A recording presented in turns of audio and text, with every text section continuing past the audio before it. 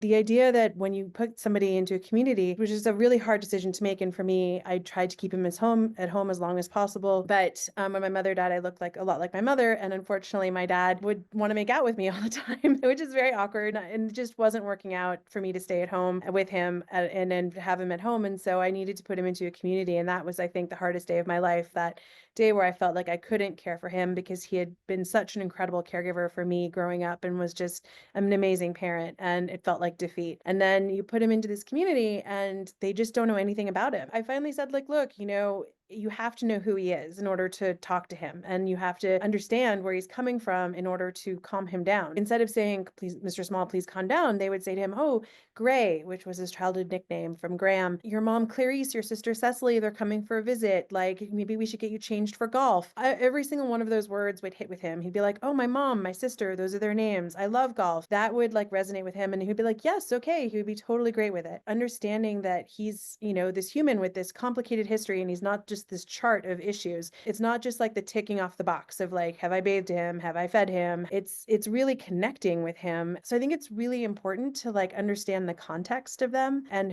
who they are.